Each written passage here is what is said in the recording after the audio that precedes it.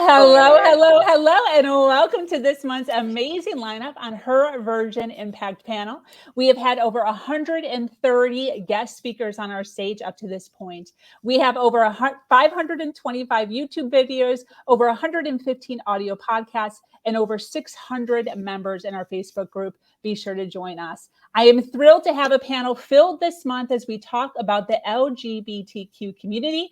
We are here to continue to uplift, inspire, and educate the masses on what it means to be a human. The conversation around this topic will be broad and will guarantee to educate you on many questions you might have.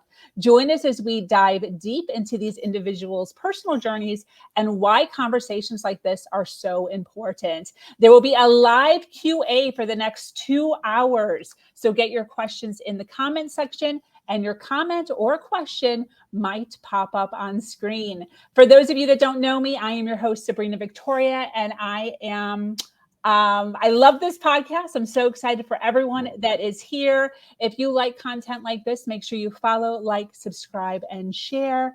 Let's jump right in.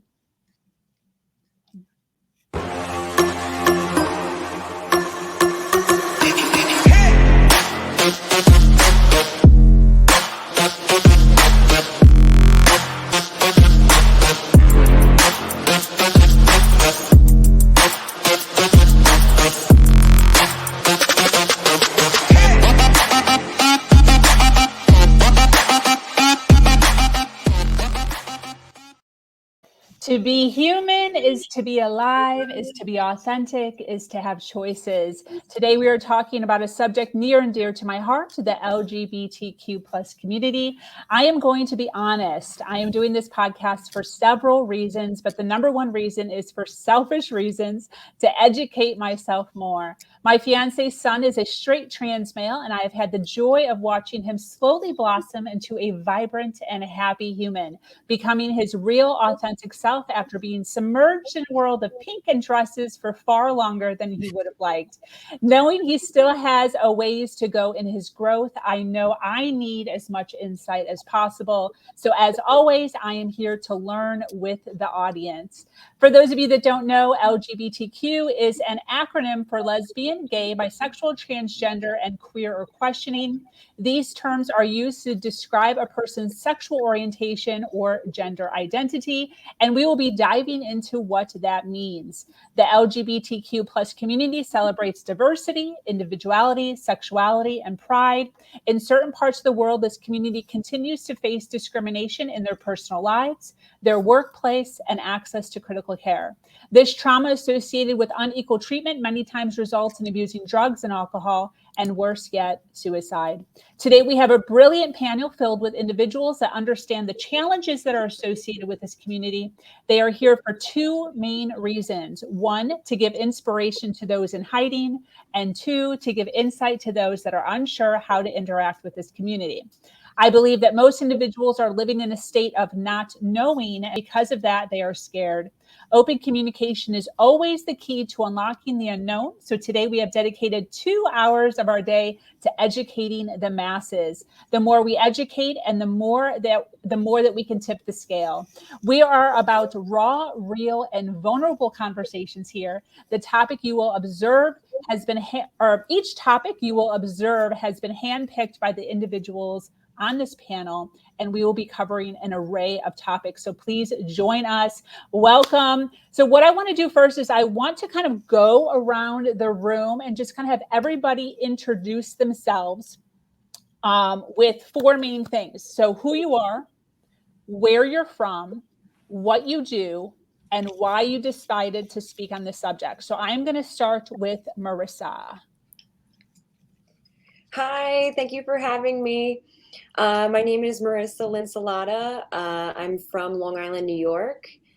Currently, I am a care coordinator. I'm also a volunteer with the Trevor Project. And why this subject? I can't think of a more important subject relating to LGBTQ, the population, and mental health. It's a subject near and dear to my heart. So thank you so much for having me. And it's a great way to kick off the Pride Month starting June 1st. So yes, I'm so excited to be here. Yes, awesome. Thank you, Marissa. Addison, who you are, where you're from, what you do, why this subject?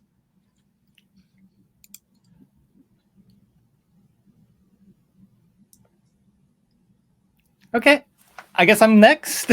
Sorry, I having trouble hearing some of you.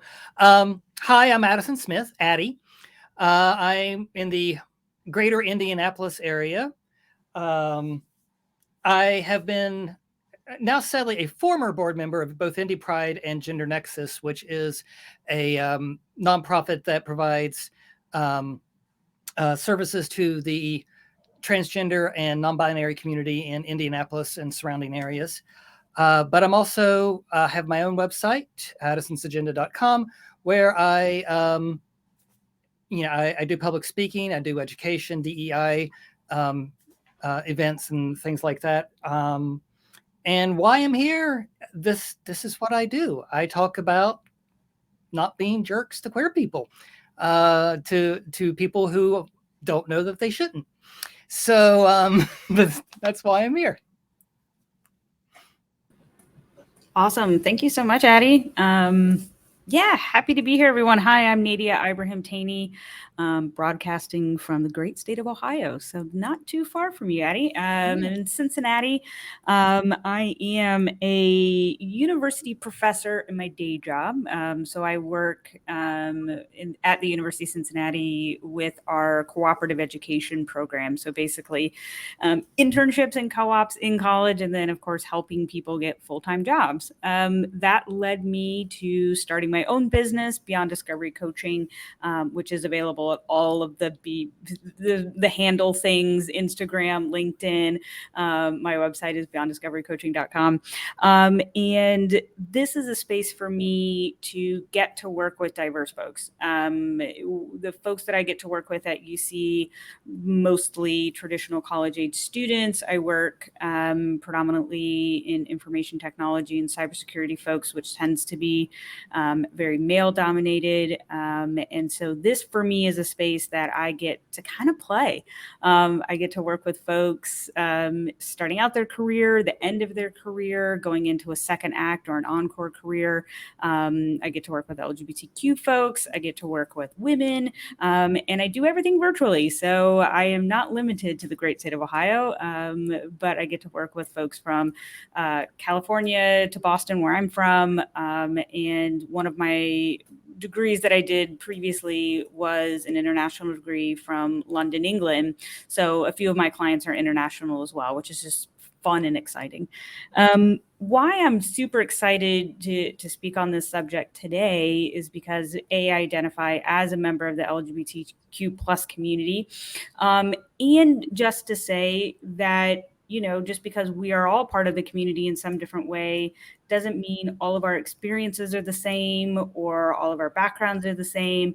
So I really cherish the opportunity to get to connect with other queer people and to get to share our lives, our experiences, and hopefully share it in a way that feels authentic to others and makes others want to ask us questions, which of course I think I speak for everyone to say, please ask us questions. And just feels really good to connect in this very kind of intimate way. I think who do we have up next here? I think after me was Charmaine. Yes, thank you. So happy to be here. Thank you all for tuning in. My name is Charmaine Denise. My pronouns are she, her. I am currently located in Portland, Oregon, the Pacific Northwest. I am a spiritual life coach and meditation teacher. I help empower folks in the LGBTQ plus community connect deeper with their spiritual gifts so that they may reclaim their own voice and power to allow their light to shine in this world. My intention with being here today is simply to give voice or give space to my own voice that I know that I've minimized in the past, and to learn and grow through sharing our own stories, and to hopefully inspire dialogue and connection for others that may be tuning in today. So I'm very excited to be here. Thank you all, and I can't wait to dive in and chit chat with all of y'all. Thank you.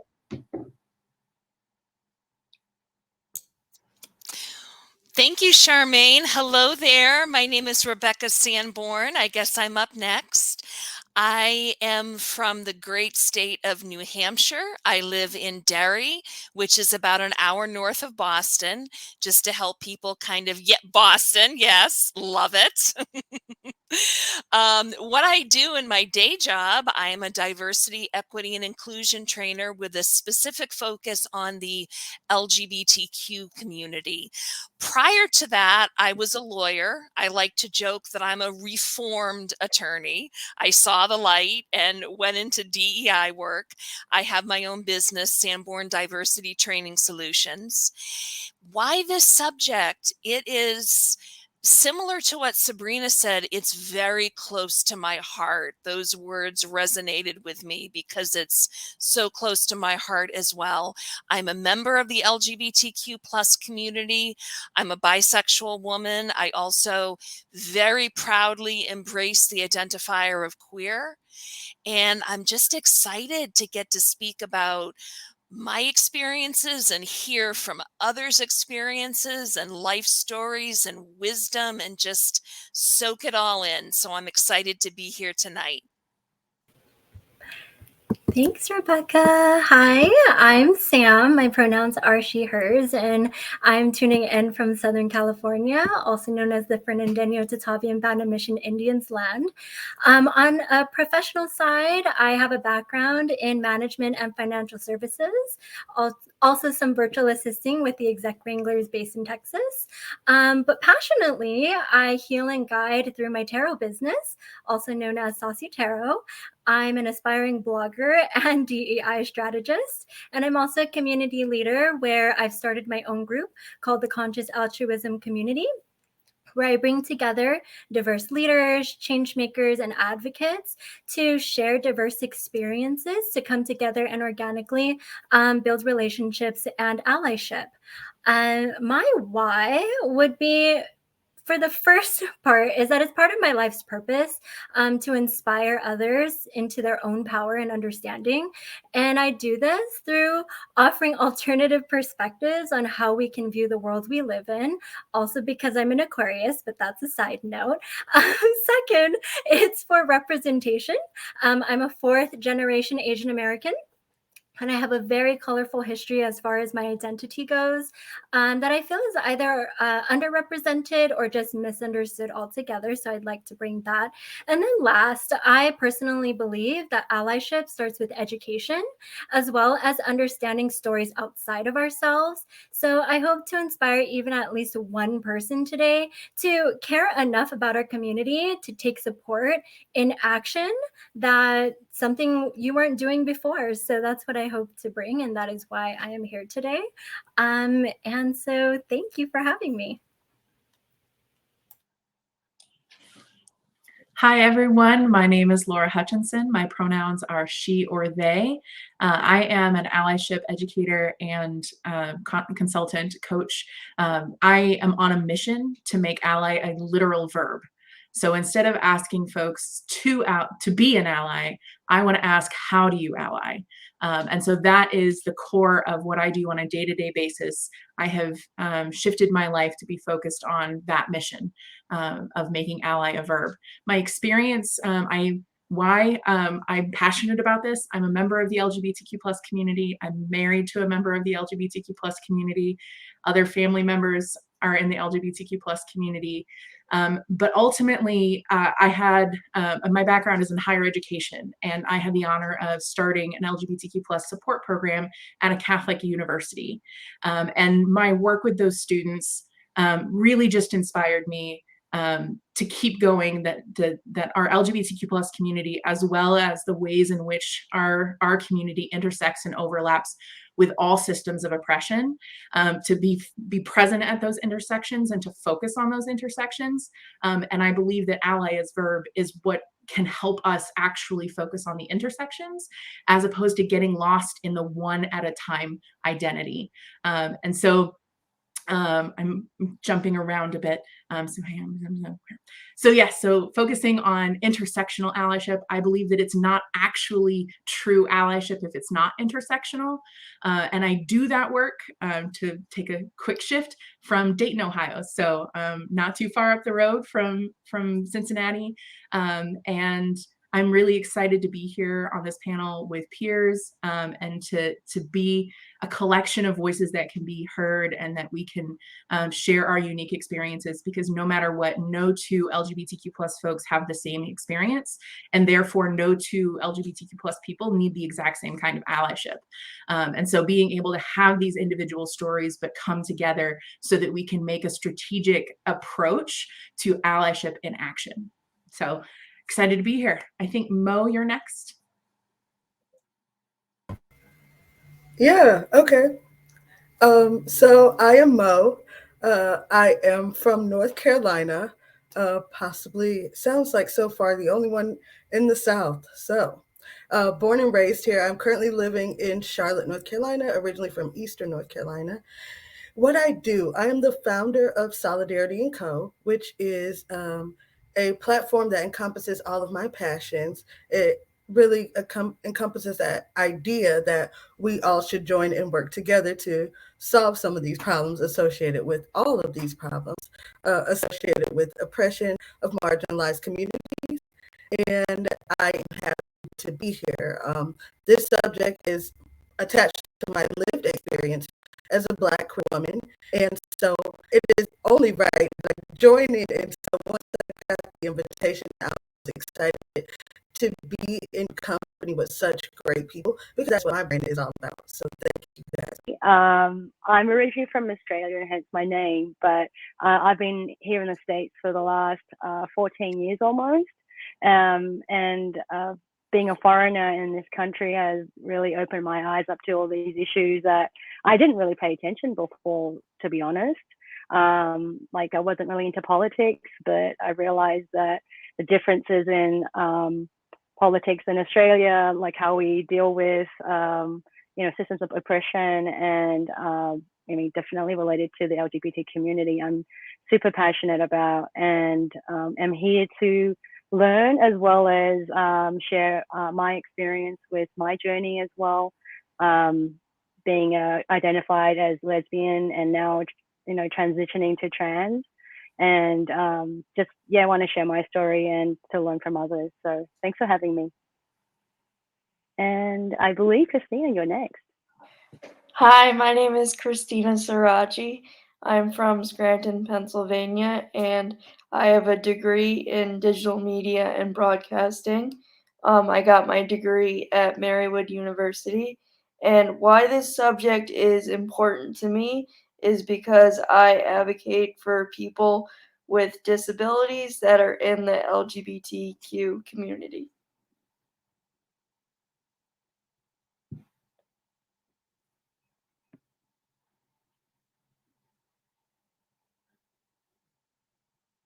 Second. Thank you so much, everybody. I so appreciate you hanging out and chilling with me for the next 2 hours on this topic. I will say Scranton, Pennsylvania. That's the office. Yep. You probably get that all the time, but I was literally fangirling over here. I'm like, oh my God. Sorry. It's real. It's awesome. I love it. So listen, the next thing that I want to do here is I just want to jump in. I want to jump into the juicy stuff. So I am going to have Marissa take the mic over, or I guess the panel over, for the next 10 or 15 minutes. Reintroduce yourself, ask your question, and we will dive into our Q&A as we go along. So Marissa, you're taking over. Hi, thank you. So I'm Marissa. My pronouns are she, they. And one of the things that I really wanted to touch base on, and I'm so honored to be the first person to speak. There's been a lot of laws throughout the United States currently talking about bans with LGBTQ education and healthcare. So that was something that I really wanted to touch base on and draw attention to and bring awareness to.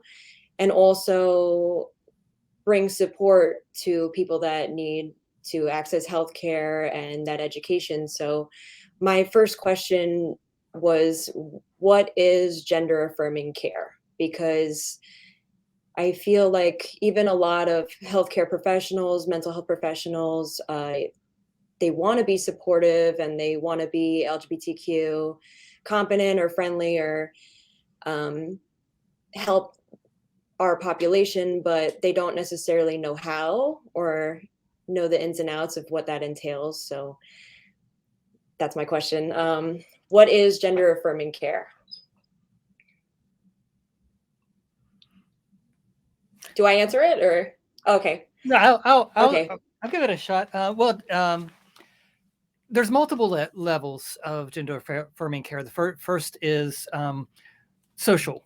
The first thing most people do when they transition is social transitioning, which means changing your name, or at least telling your friends, hey, please call me this instead of that now. Changing your pronouns, changing your style, basically all the things that we think of as gender indicators or gender markers that we have in our society. You shift to using the ones that are more appropriate for you instead of spending 400 some years using the wrong information and wrong presentation. And that's often for other people is more traumatic than it is than medical transitioning can be. When you change, make a joke out of it. I didn't figure myself out till I was like 42. Didn't start transitioning medically until I was 45. But those 3 years in between was slowly introducing people to, my name is Addison now. They pronouns, and then later they or she, whichever.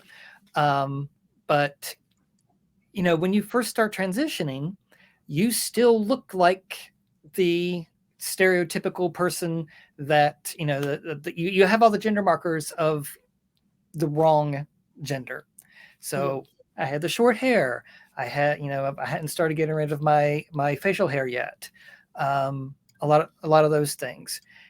So people get confused. It's like they want to use the right pronouns, but they screw it up, and then they feel bad. So you end up teaching them, no, it's okay as long as you're trying. If you're not trying, that's an issue. And that's a lot of people. A lot of people say that trans people were really, we're just so upset about our pronouns, but no, actually, it's how you use them. If someone's using the wrong pronouns for you as a club, then yeah, you get upset about it.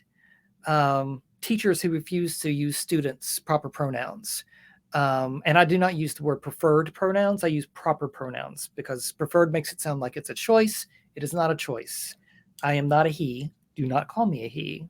It's not your choice. It's not my choice even.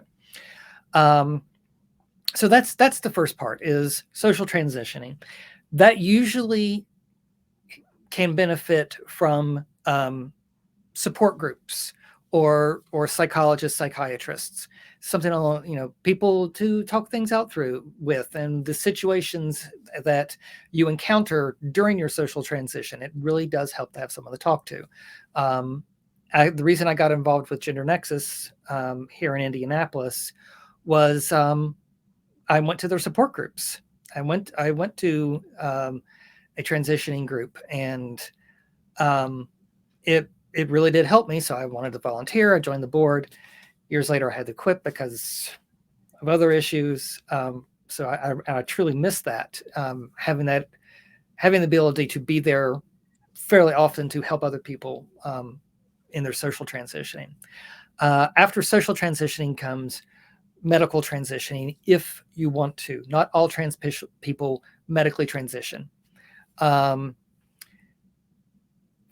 For me, it was hormone therapy, spironolactone to knock out androgens, and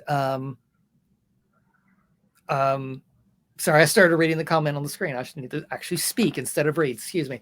And and estrogen to change the rest of my body. I am, things have changed in the last several years of being on HRT. And it does, the body does what the body does when it's presented with new hormones. So getting used to having breasts. I remember once, and I'm going to be very honest and open about all this kind of stuff. So tell me to shut up if you need to. I used to kind of squeak, like a door was closing and I'd dash in and squeak through the space before. Yeah. After I finally started growing a chest, I tried that and smacked myself like right across the breasts. And they were new. So they're in that teenage, everything hurts phase.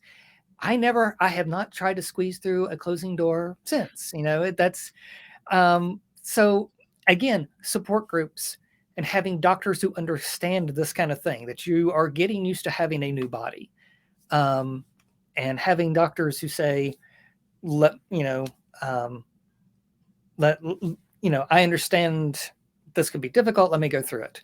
I have been very lucky that I got in with the Ashkenazi Hospital's gender care facility in Indianapolis. They provide full service. Like, I see a gender specialist fairly often. I see they have a voice coach. They have a dietitian. They have psychologists, psychiatrists,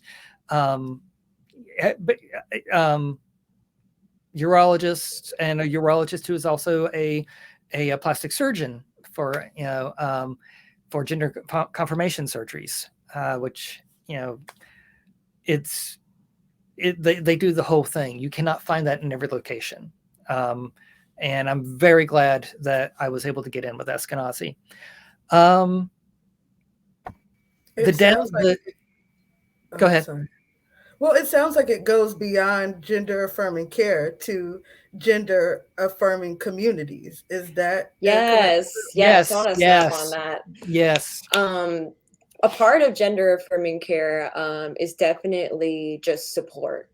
Yes. When you affirm someone, right? I really like your haircut. That outfit looks great on you. You look handsome, you look beautiful, you're very attractive, like whatever, suits them. Different people like different types of gendered compliments or lack thereof. I just want to address this comment by Veronica. I realize that, some of our viewers may not be well versed in different pronouns and things of that nature. So another really common pronoun other than he or she is they. And people that use they generally or commonly, I would like to say, may have a gender identity that falls outside of the gender binary. So commonly like non-binary, gender fluid, gender non-conforming. And that's a very common one.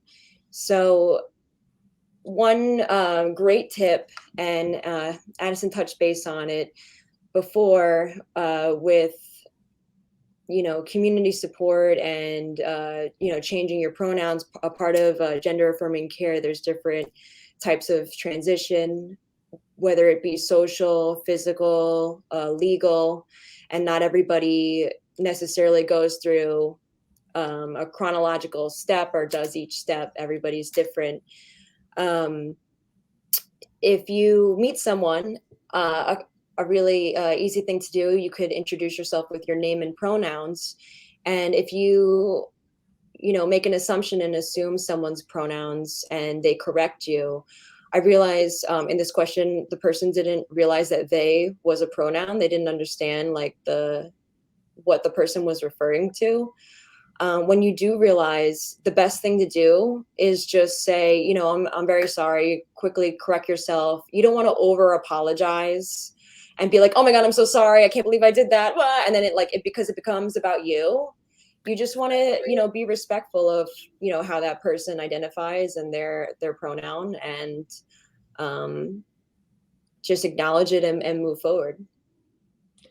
If I could hop in and piggyback off of you, Marissa, I think it's really important to note in this situation, Veronica, that you were talking about feeling frustrated and defensive because you didn't know something and you were presented with information that you didn't know.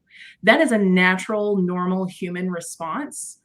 But I hope that it prompts the question of what can I do next time, as opposed to why is this person mad at me and what can they do to make me less mad next time? Because when we think about how LGBTQ plus folks move throughout the day, when Marissa was talking about gender inclusive care, gender affirming care, that is not the norm. When we move through the world, our norm is being misgendered, is being insulted, is being side-eyed. And each one of those interactions, I like to use a metaphor of mosquito bites. Each one of those interactions might be just an annoying mosquito bite, and that's all you see from the other side. It's just one mosquito. But when we're moving through the world, we don't know how many more mosquitoes we're going to have to deal with that day, and we might have already had 200.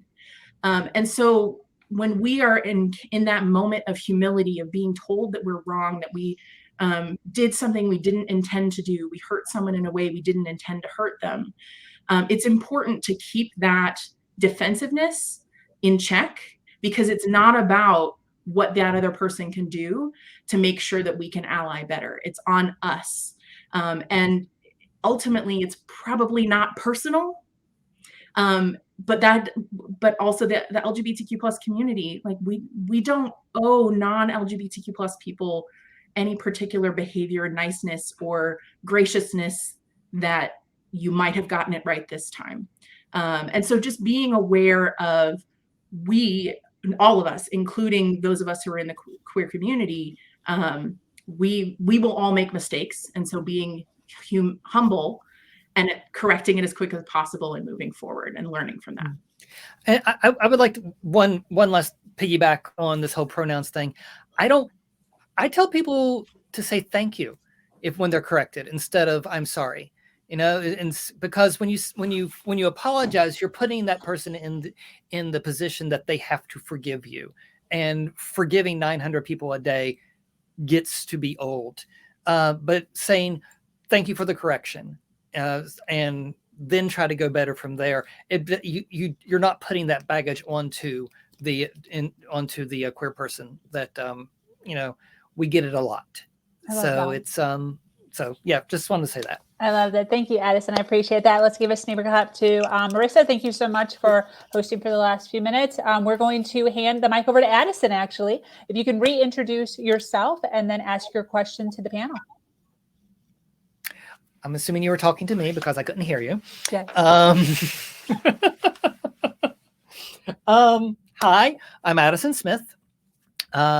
They or she pronouns.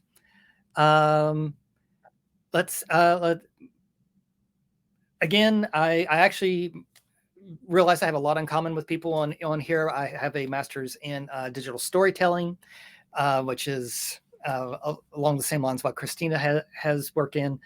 And I also have, I started out as a musician. I have a master's of music and composition, and was working on a doctorate before I realized I didn't want to be a college professor anymore, and then switched to digital storytelling. And that's why I have backgrounds and lights and stuff like that. And a lot of what I do is teaching virtually and creating YouTube explanations, a little show called Ask Addie on my YouTube channel that people send in stuff, and I tell them this is how you handle that kind of thing. My question, it's kind of a teacher question, since I have so many educators here. How do you get better?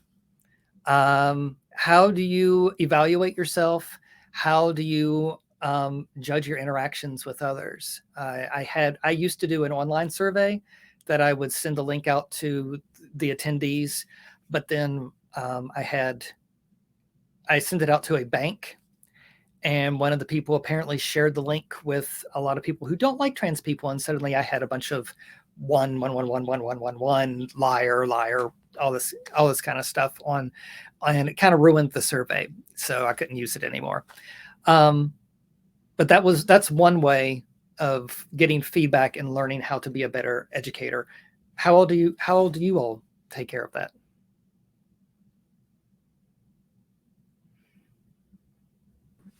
I'm happy to jump in as the university educator you did not want to become. No, I'm kidding. You know, I like to think of it not necessarily as good or bad and getting better, quote unquote, but just saying, how can I grow from yesterday?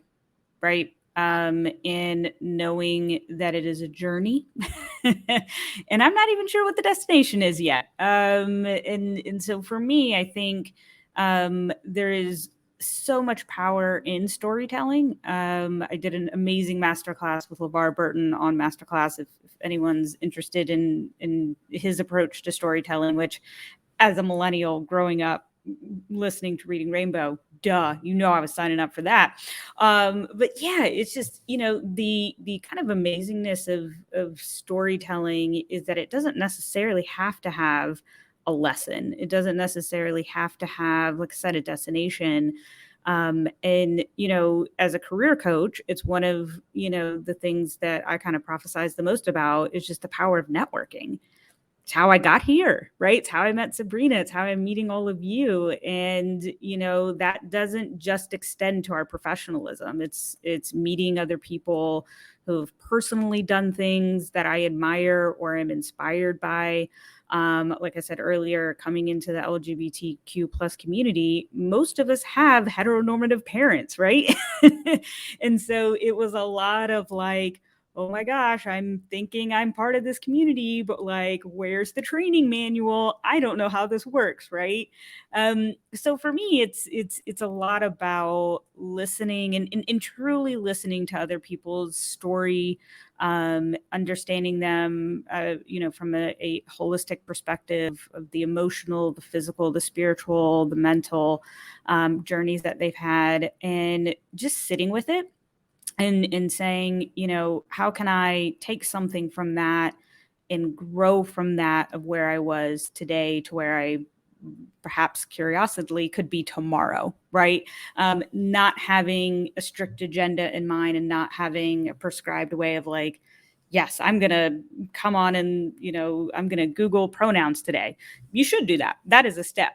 Right. The next step would be to attend things like this, where you get the opportunity to hear and see people. There's power in visibility and representation. So yeah, as a teacher, you know, you take the good with the bad, and you look for trends and you know, themes within data. Don't try to get too granular with it. But like I said, show up more powerfully tomorrow than you did today, and that's an A+ in my book. I would love to follow up on that, more from a self-development perspective. I feel like something that has really helped me in my journeys of growing and learning is really that self-reflection. So taking things that I come across, and this could be through something like Myers-Briggs, if anyone likes to look up their astrology, just anything related to those personality things that a lot of us like to look up a lot of the times.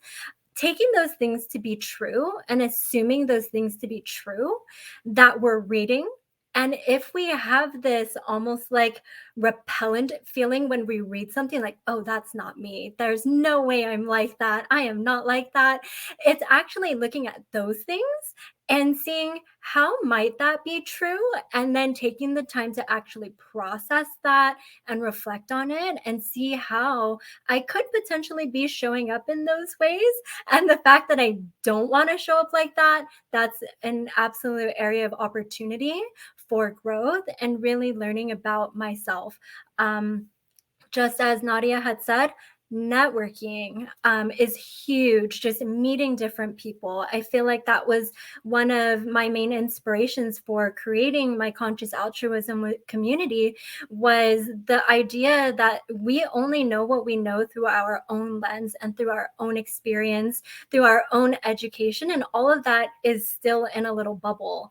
And it's only through learning from other people outside of us that we can really learn what our experiences mean in the context of the world around us. It's really just challenging ourselves to go outside of our own boxes, going outside of what we've always known to be true, and really reflecting on even the source of where that came from, whether it was a family member, a caretaker growing up, your teachers, and how they may have affected you and how that has gotten you to where you are, but also appreciating those aspects of yourself that you also love, and those aspects of yourself that are things to focus on, and really just take those strengths and all of that power and see what you can do from it in order to inspire others to maybe do the same, to inspire others to also have that courage to go outside of those boxes and outside of those norms. So for myself, I think it has been more on that self-reflection journey. It's been being very honest with myself and knowing, hey, I have some stubbornness in in me. Where is that showing up, and what can I do about it? How can I start noticing that when it's coming up, and seeing, okay, let's try to do things differently and see what my results are from doing things differently. So.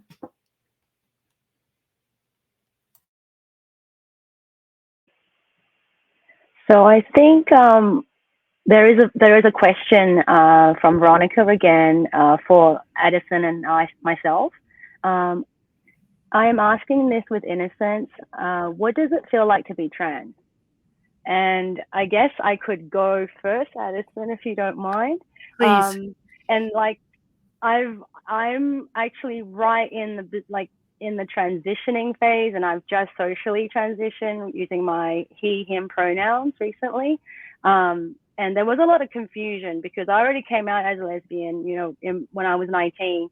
So I've been identifying as a female, liking other women, and it isn't only until recently that more labels and more other people's stories that I identified with that made me realize that I have always felt like a boy when I was a little kid, but it was just my parents, society. I even internalized, transphobia myself, and I recognized that when I was in the lesbian community. So just working that through with, a very good friend or, therapist, and talking those issues through, because you've actually built up a wall where you don't even realize that you're ignorant, or you're actually, phobic in a way that of who you really are. So I'm still breaking down those barriers within myself. But at the same time, how I know is, it was like my first earliest memories of being a kid, and I had seen this accidentally because my nanny wasn't around, but I seen this sex scene, and I was put to, had an afternoon nap, and when I woke up, I was like, I actually dreamt that I was a guy, and I was, kissing this lady that I had seen on TV. And so I had always had these tendencies in me. I have a brother that I was very close to, and when we're playing house, I was the man, I'm going to go to work and you stay home, make me dinner, I'll be back, So he was my wife. And when I look at all those memories early on, it just identified that I do feel like a man. I do feel like, but it's just been suppressed so much, and trying to identify where my barriers are for why I don't feel safe to be who I really am, and working through with a therapist, journeying through, having really good social connections and support to help you step in that direction of who you really are and be safe to do that. So Addison, did you want to go? Yeah, I find it hard to answer the question in terms of just what does it feel like to be trans. It feels like breathing. I mean, it's just being you. It's just being human. There's what's it feel like being trans in this culture? That could be scary, and also confusing because, as Ozzy was saying, I grew up, internalizing and not understanding what it is to be trans. I'm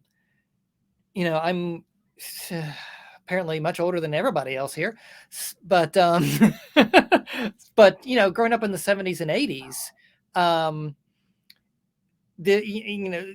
if trans people were ever on television, it was on Jerry Springer. It was on something, it's like, these men think they're women, kind of, and then it's an hour of them trying to explain and have an entire audience trying to shout them down. That's, so one of the things I got out of, growing up was that trans women are really gay men. Because that's the way they were presented as I was growing up. And even though I grew up and I understood that wasn't true, it was still internalized. It was still part of how I looked at being trans. And then I found out that trans women can be lesbians. And that made me go, because I really like women. And then an ex-girlfriend of mine, she started, and we stayed really close friends for a while, but she started dating somebody who identified as genderqueer. And I was like, oh, what's that? And I looked it up, and I also have ADHD, so I ended up doing a hyper focus and spent an entire night reading nothing but non-binary, genderqueer wikis and all these websites trying to, and basically I was like, holy crap, that's me. By the time I got to the end of it. And I consider that I call that the first layer on the onion of denial. And once I peeled that layer off, I kept going. And 3-4 years later, I realized it's like, I would be much happier transitioning to a female form. And I do, I identify as a transgender lesbian or a transbian. So how it feels, confusing, not understanding where you fit in society, scary because people are always trying to shout you down, tell you that you're mentally ill, or all these things that are simply not true. All the research shows that trans people are not mentally ill. It's just another way that our brains can develop. It's just, it's a natural function of human development. So learning who you are, it can be frustrating. It can be dealing with people. It can be infuriating dealing with people who are getting in, literally got him. I work at a college campus, and this kid once just got up in my face and started going, ugh, just because. Dealing with that kind of stuff is infuriating. It makes you want to hide. That's why so many of us are in the closet. But I'm not the kind of person who hides. I'm the kind of person who just gets gayer. And it's like, oh, you don't like me like this? Well, how about, that kind of thing. That's, to me, that's what it is just learning to deal with other people's crap.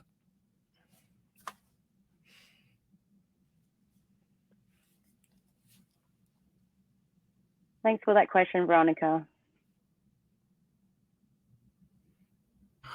Perfect. I think I have the next Facebook user question. So this is to the whole panel. How should I ask someone if they are gay? Or maybe we should start with, should we ask people if they're gay?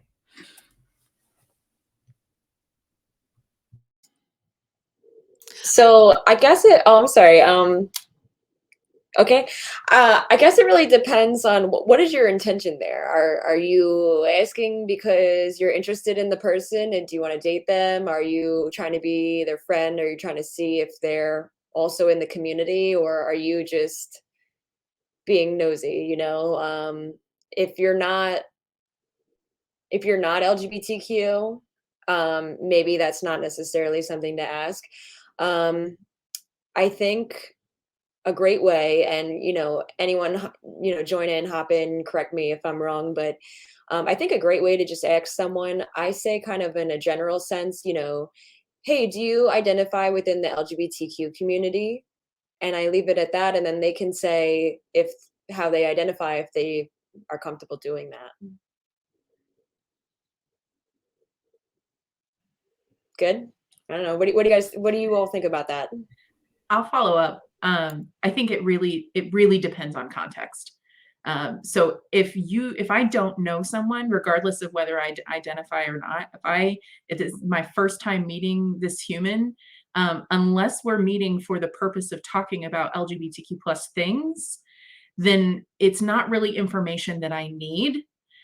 Because I'm going to ally with the LGBTQ plus community, no matter who I'm talking to and no matter what their identity is.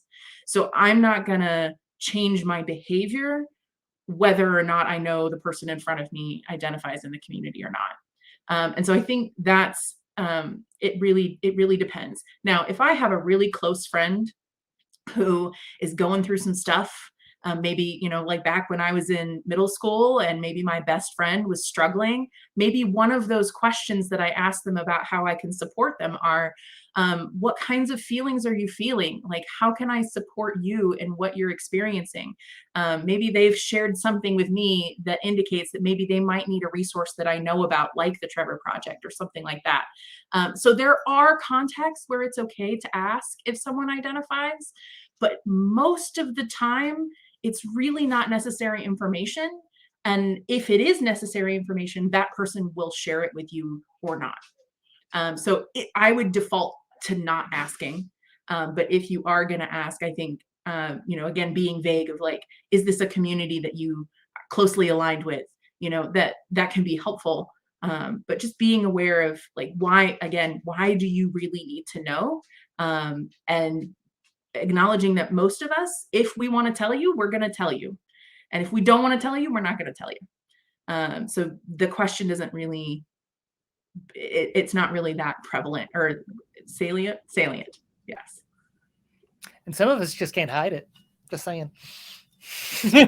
Yeah, and I'll jump on that as well. As an educator, a lot of my role is just facilitating an environment of this type of dialogue and education. And I'll say at 38 years old and being married to a woman for 16 years, I'm in a much different place in my life of how I show up in our community internally within the LGBTQ plus community and externally. So for me, I offer information, right? Hi, I'm Nadia. I use she, her pronouns. I identify as a lesbian, right? Like I'm comfortable saying those things.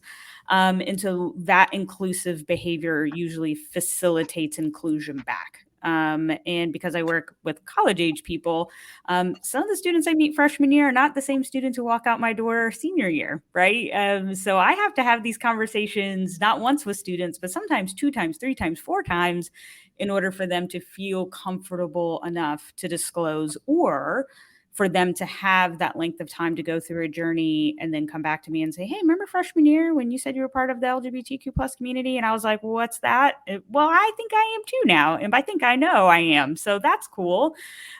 So I have always found the more that you're able to offer of yourself to others, the more that others will offer of themselves to you.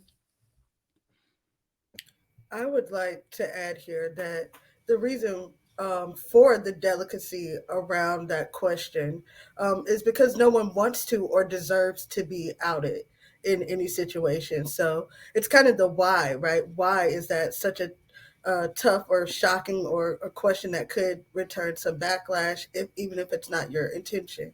As someone who has experienced being outed in a small community, it is something that is near and dear. As you can see, we are at different stages and curious or transitioning or figuring these things out.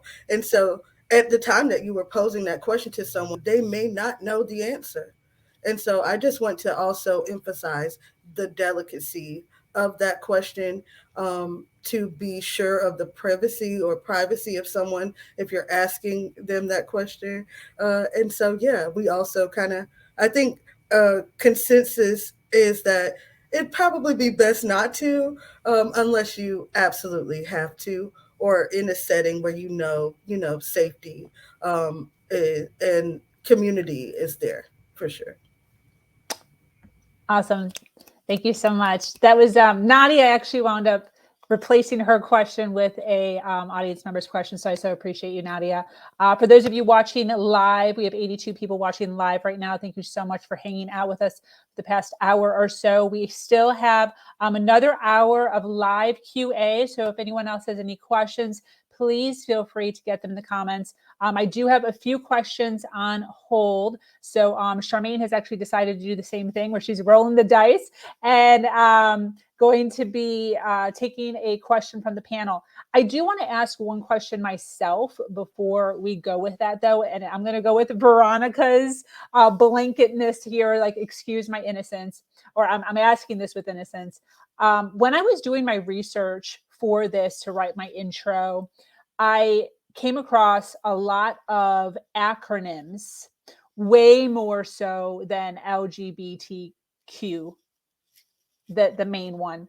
My question is that to be locked into a community where it's so diverse, it almost doesn't, like, to me, it's so diverse, it almost seems as if they shouldn't be together. Like, I feel like there should be like 3. Does anyone agree with that? Or do you appreciate that it's all together? Like, the longest one I found, I'm going to say it, is LGBTQIP2SAA. And I looked it up. I know what it all means, or I did. I don't know if I remember it now, but I read it. But my question is how does that feel to you guys? Does that feel appropriate or does it feel inappropriate? Rebecca. I would love to jump in on that. That's a rich question, Sabrina. For me, and I can only speak for myself as a queer woman, I love the sense of community. I think it works and it makes sense and it fits to have us all together as the alphabet soup or alphabet whatever, because we're all historically marginalized because of either our sexual orientation or our gender identity. And to me, that's what joins us as queer people, as LGBTQ plus, as whatever acronym you wish to use. And I think it's really important that the different letters, so to say, support each other. As a bisexual woman, I try my best to be a good ally to my trans friends and siblings. And I think now more than ever, that is critically important. Thank you.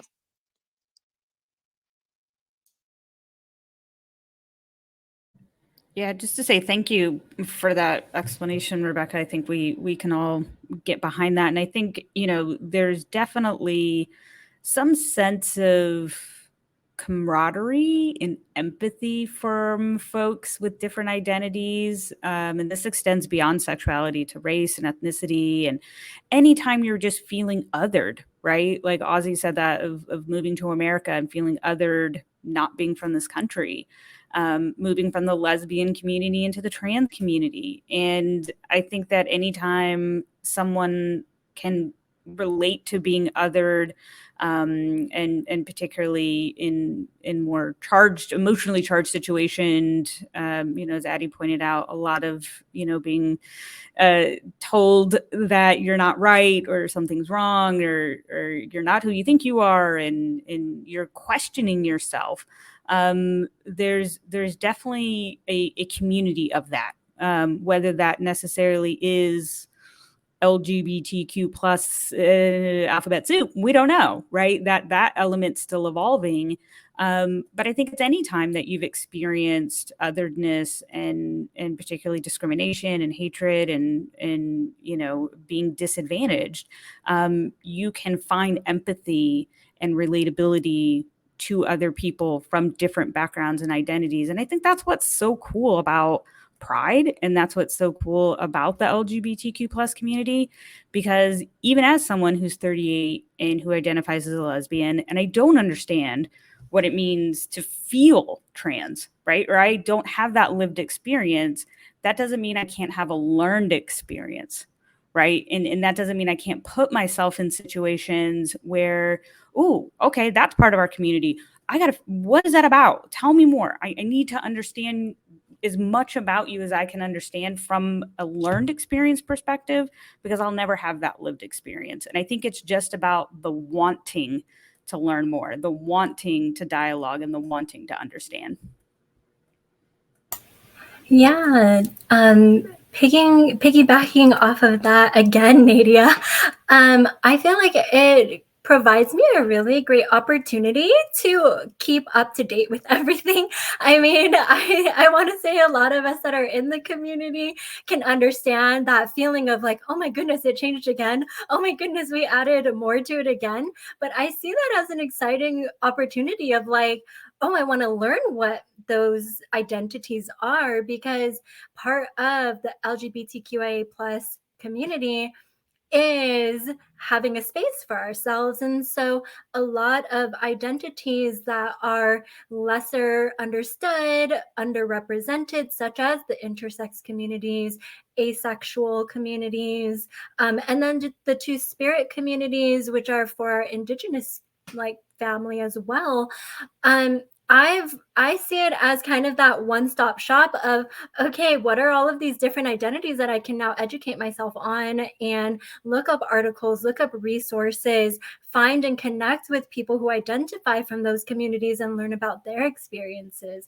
And so, yeah, for myself, I love that it's constantly growing and expanding, because it really just shows that the voices that were previously not really heard from are now getting their space, and they're now having their voices, and they're showing up as a community in support of each other. And now we know everyone that we want to include with us. We can identify all of the smaller identities or the communities that are just population based. There aren't as many that we know of that are speaking up and representing those identities. So I just think it's a great opportunity to learn.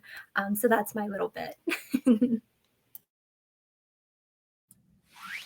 I just like to add from an activist point of view that having all these gender and sexual minorities together,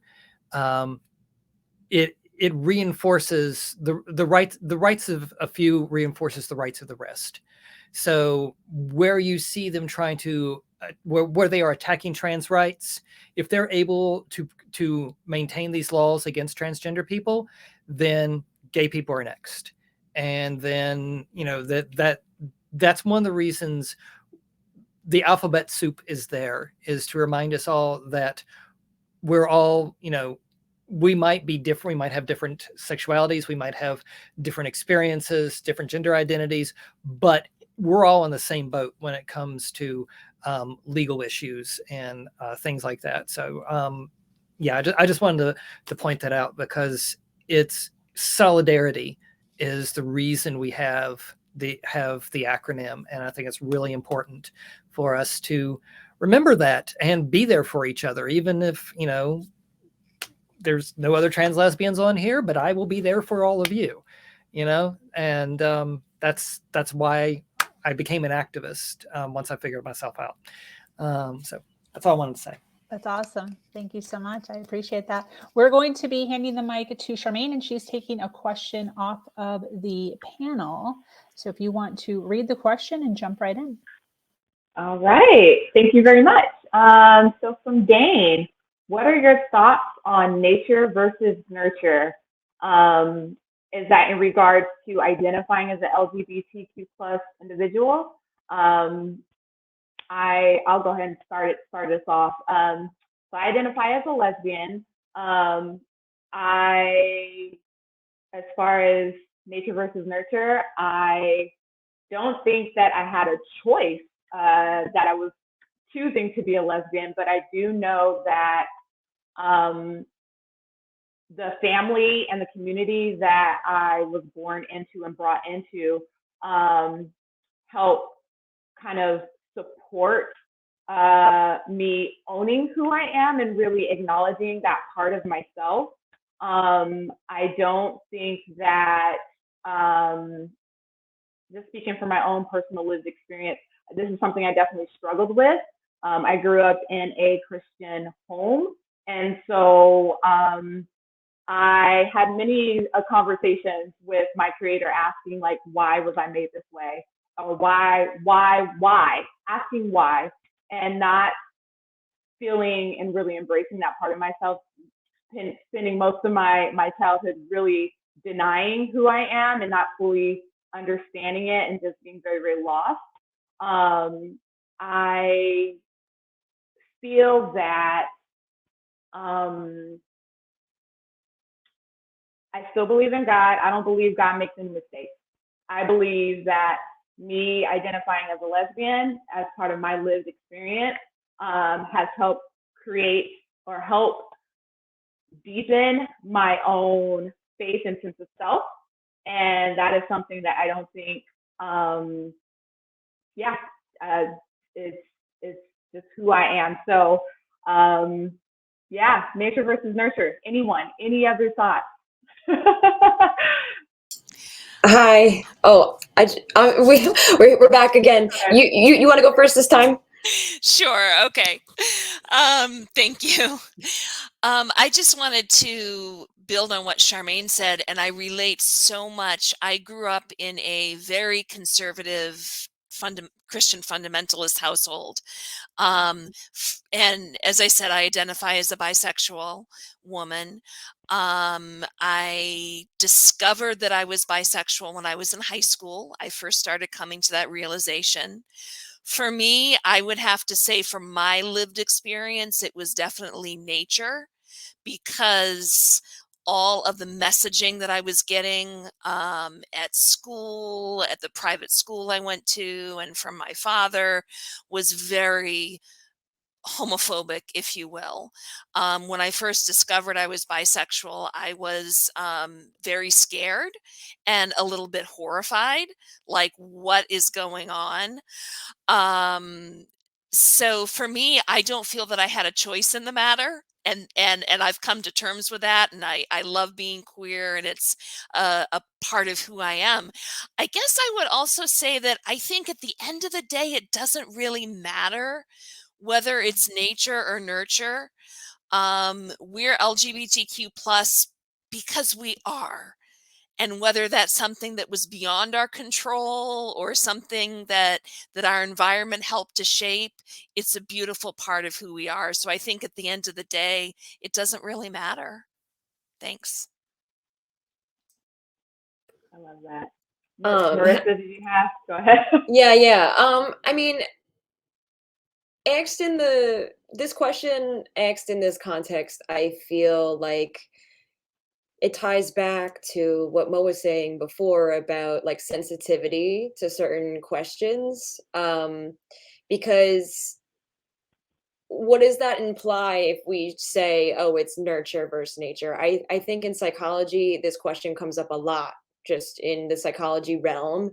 And not only is it like, not to say that it doesn't matter, but it's not like black and white. Nothing is very black and white in life as much as we'd like to make it out to be. Life is a collaborative creation of different factors.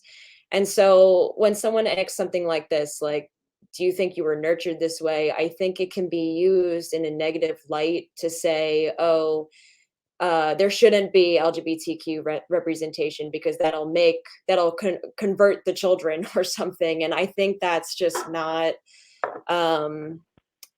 what is appropriate. I think that, as we've heard from our other panelists, that a lot of LGBT folks grow up in heteronormative homes that are not, well versed in LGBT culture or identities, and so you can't say that they were nurtured that way, and we still are that way. So I think the more representation in media, the more education, the better, because there are always going to be LGBTQ people and they need that support. And that's a community support, and that community healthcare ties back into suicide prevention, because people are getting, the support that they need, and they don't feel like they're being othered. So that's what I want to touch base on. Yeah, and I also wanted to add that I think this is one of those things where it's both, right? Anyone listening who's questioning themselves, we are of nature. We are also of what we've been nurtured, right? We are both. And that's what I love about this community, because it encompasses so many people from so many walks of life who have had all these experiences. So a bit of the beauty of us is that, like, we don't have to choose, right? You can be both trans and lesbian, right? You can have both masculine and feminine energy. We can be here biologically. We're humans, who like trees and looking at the sky. But we are also of this society and are in your schools and in your churches and in your grocery stores. So we are both. We have always been a part of both nature and a part of what we've been nurtured to believe. And that has helped us to form into the beautiful human beings that we are. Thank you. I'm still gonna jam to "Born This Way" though, by Lady Gaga. We're not gonna discredit that one, but I like to add on a little to that as well. I agree with both of you and everyone who spoke on this, Charmaine. I think it's definitely both. The way that we've come into this world, whether it's gay, bi, trans, there's studies been done where it's the part of our brain that decides our gender identity. So it is biological, it is nature. At the same time, you're a person and you're shaped in this society, in this world, and by your culture and by the people who are bringing you up and who are influencing you. So I think your identity is, definitely cultural, which is nurturing, which is, societal. And it's also, biological, because your brain decides your gender identity. So, yeah. Yeah. You actually just said almost exactly what I was going to say, is that we have all these studies. I mean, like, for a while, in the 90s and aughts and early teens, there's a lot of research being done. It's like, why do trans people exist? And, they originally started out trying to show it was some kind of mental illness. And then as they did it, they're like, oh, wait, it's not. Because, like, being trans was part of the DSM 1 through 4. And then they did the research. Diagnostic and Statistical Manual of the American Psychiatric Association. It's the big book of everything that goes wrong with the brain. 1 through 4, being trans was considered a mental issue. Then they did the research and realized that was wrong, and being trans is no longer in the DSM-5. We have functioning magnetic resonance imaging scans that show that trans people's brains look more like the brains of people with the gender they identify with, and non-binary people often seem to be somewhere in the middle. We have twin studies. If twins separated at birth, if one twin is trans or gay, the other twin is probably trans or gay. There's genetic, there's information, there's psychological studies that show that trans kids at very young ages identify with the gender that they want to grow into. So it is whether you're trans, whether you're gay, is most of the science does show that that is nature. Nurture is what you do with it. Nurture is how you're brought up to think of yourself. If you're brought up to hate yourself for being trans or being gay, if you're brought up to being accepting of yourself. And the reason we have so many people who do commit suicide at young ages in the LGBTQ community is because they know who they are, and their parents and their community are constantly telling them that they are evil. Literally, they're being told that they're evil for being trans or being gay. And that's why we need the Trevor Project and the trans hotline and things along those lines. So I always get really skittish around this question, because often it's used as like, is it nature versus nurture? Oh, it's nature. Well, we can figure out how to stop it in the womb. You know, that's that I've heard those kind of comments before. So this is just the kind of thing that can be problematic if you're not careful about how you answer it. Awesome. Thank you, Addison. I appreciate that. Charmaine, thank you so much. Next is Rebecca, and she's deciding to roll the dice on the audience. Indeed. Yes. So introduce yourself a little bit. Tell us who you are, and I'll bring the question up on stage for you. All right. Hello again. My name is Rebecca Sanborn. My pronouns that I use are she, her, and hers. I forgot to say that in my first introduction. I am very excited to be here. This is wonderful. I'm just taking it all in. So I'm ready to roll the dice. Okay. Oh, great question. I think my friend might be debating their sexuality. How can I be there for him? Wonderful question. So who wants to jump in on this one? Well, I was maybe going to try. And I guess I'm coming from a place, so I had identified as straight, cis female for the first 20-something years of my life.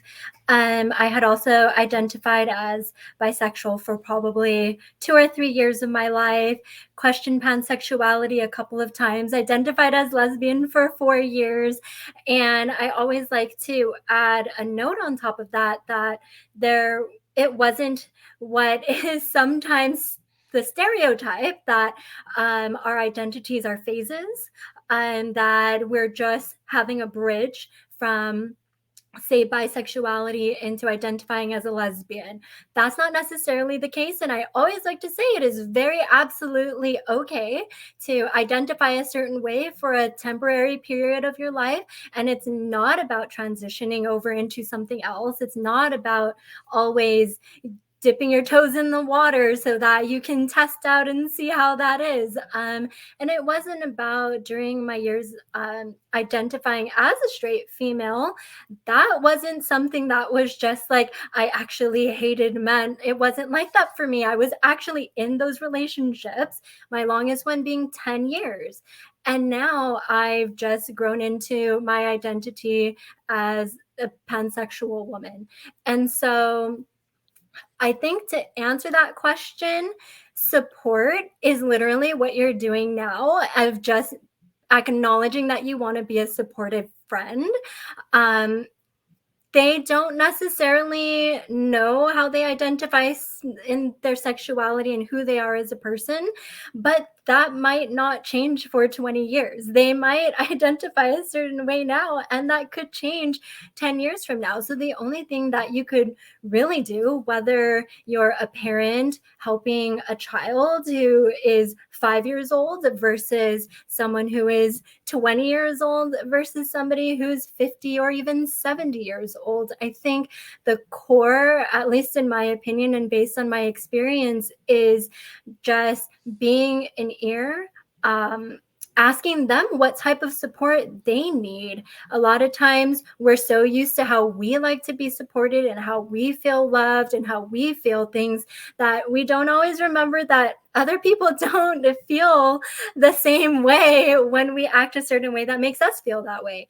And so I think just being very tuned in to how you feel they need support is, in my opinion, the best way that you can show up as a friend. Just being there along the way, not judging them, being open, being that person for them to just talk things through. Sometimes it's just about talking things through in order to process how we're feeling. And so, yeah, just showing up with that love, just showing up with that openness, I think for me, that has been amazing on my journey personally, is having supportive people around me that I didn't feel judged by. And I felt that I could really just explore myself and who I was as a person at each moment of my life or at each stage of my life.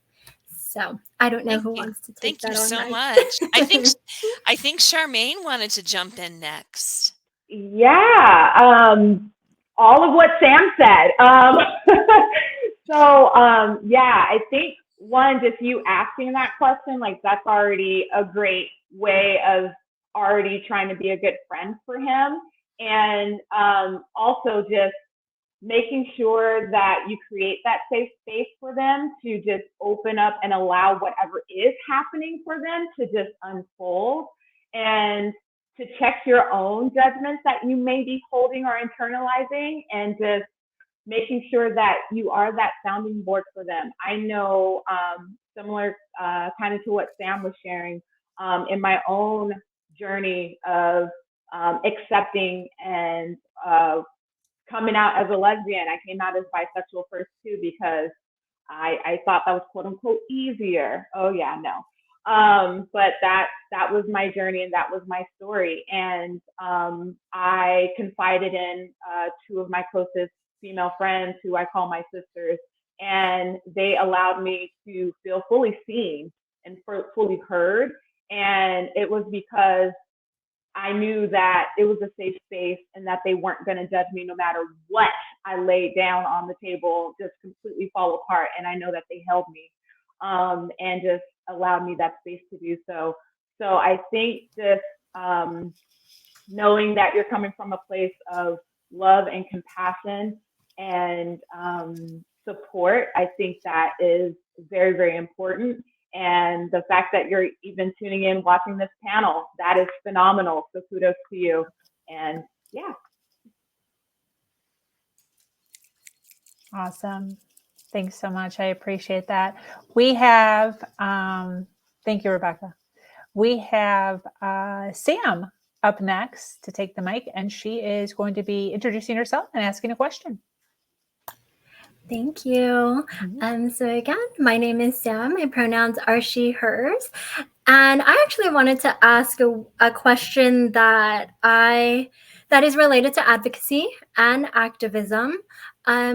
A lot of us, I'm sure, have come across these feelings of exhaustion.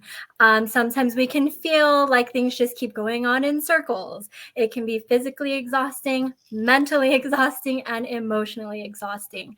So what I want to know is, other than amazing panels and platforms like what Sabrina has created for us, what types of ideas do you all have where people who are leaders in their communities, they have networks and platforms, how can they be better allies to help inspire their networks in order to become allies as well and really get the momentum going for change?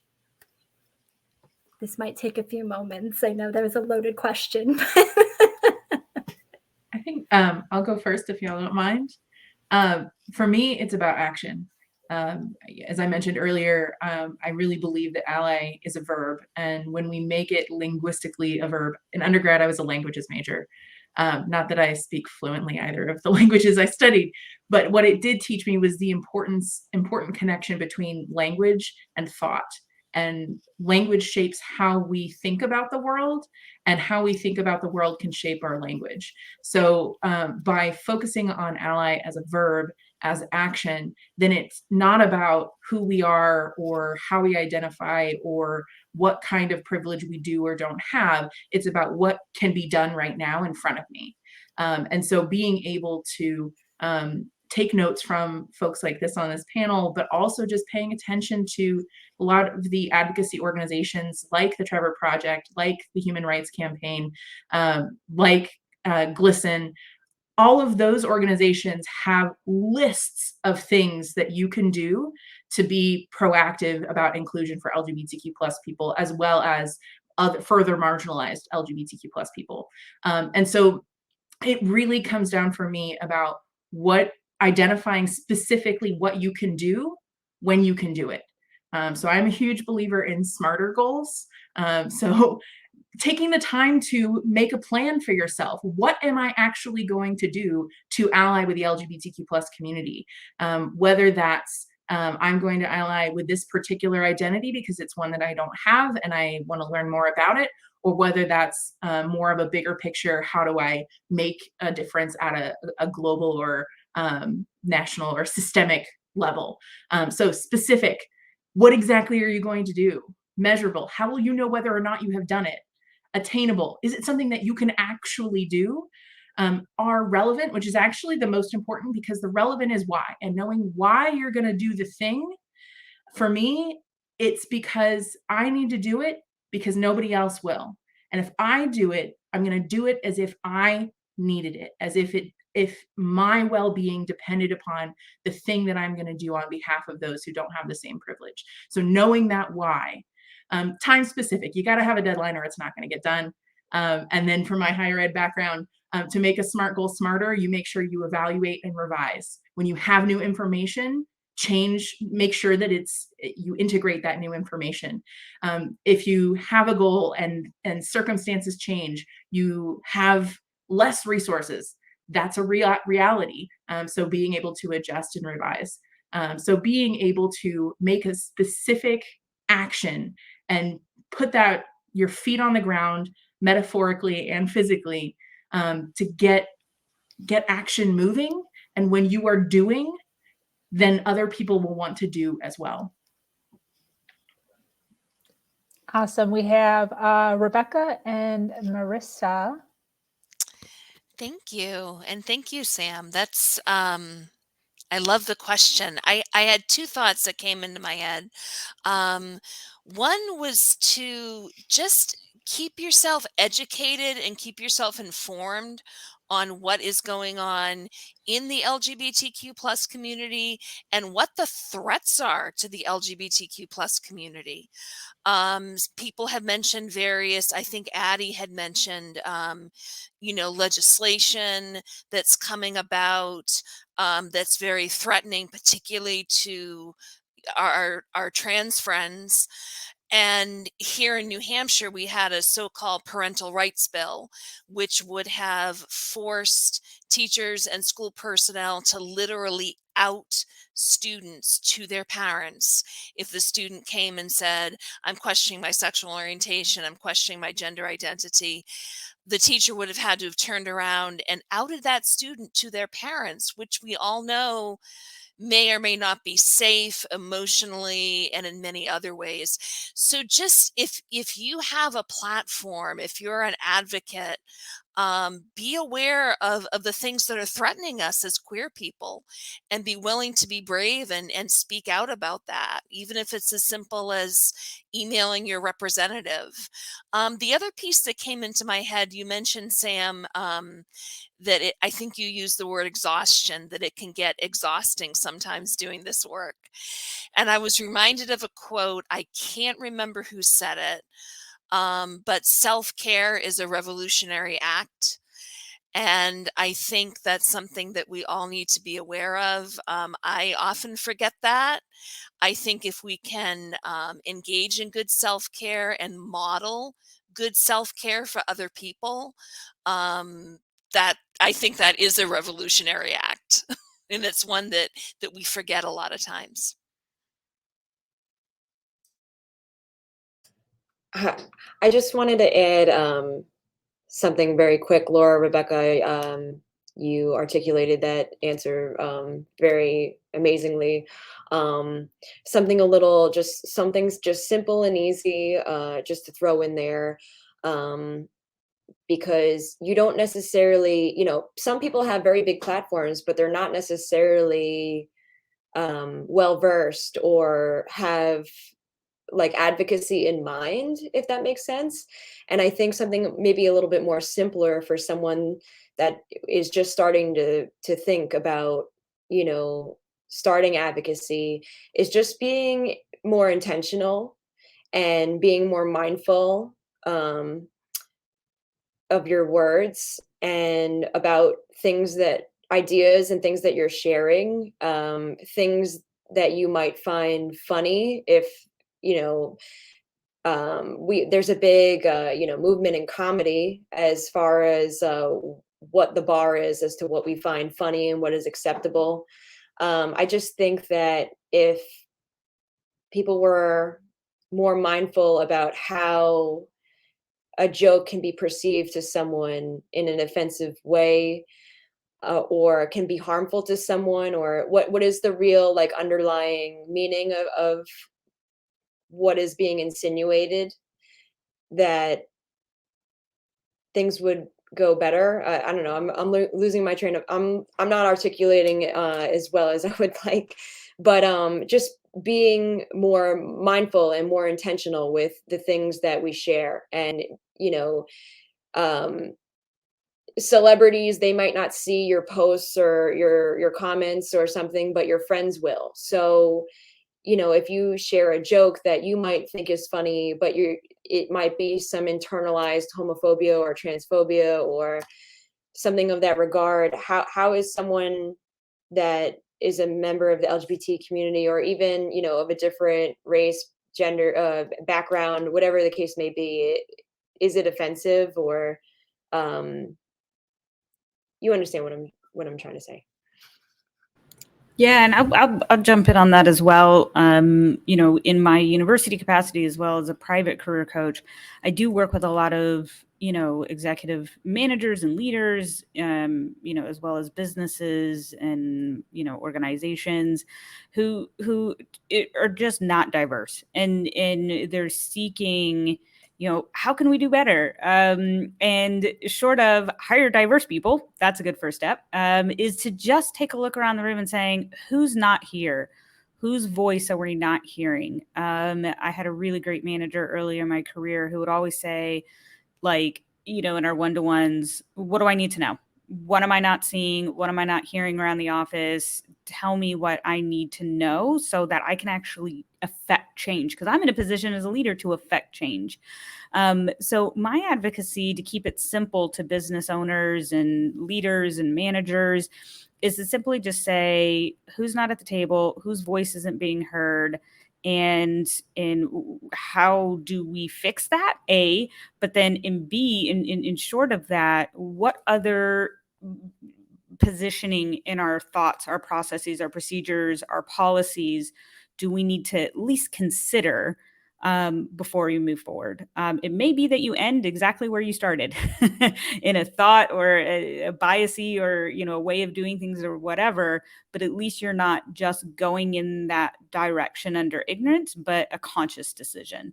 So to keep it super simple, just say, what are we not thinking about? Who are we not hearing from? Thank you so much, everyone, for sharing. Like, those were such amazing points. And I just wanted to add a couple of resources that I feel could be useful, especially for allies. Organizations such as PFLAG, they're a great resource for allies of, I believe it's like Parents and Friends of Lesbians and Gays, if that's the correct acronym for that. But if you contact the local organization or chapters or whatever they're called, they'll actually go out to organizations, they'll go out to schools and things like that, and they'll do little workshops, and they have all of this prepackaged. It's specifically for allies, and so that could be a great organization to even get involved with. Things for going out to events and having a table, and just really, they have a lot of resources, pamphlets, things on their website. I think that's just a great resource. But educate yourself before you implement anything, because without that education, you can do way more harm than good. So those were just the last couple of things I wanted to add. But thank you all for those amazing answers. Yes, thank you, Sam. We appreciate you so much. I'm going to hand the mic over to Laura. If you could introduce yourself and ask your question. Hi, everyone. Again, my name is Laura Hutchinson. My pronouns are she or they.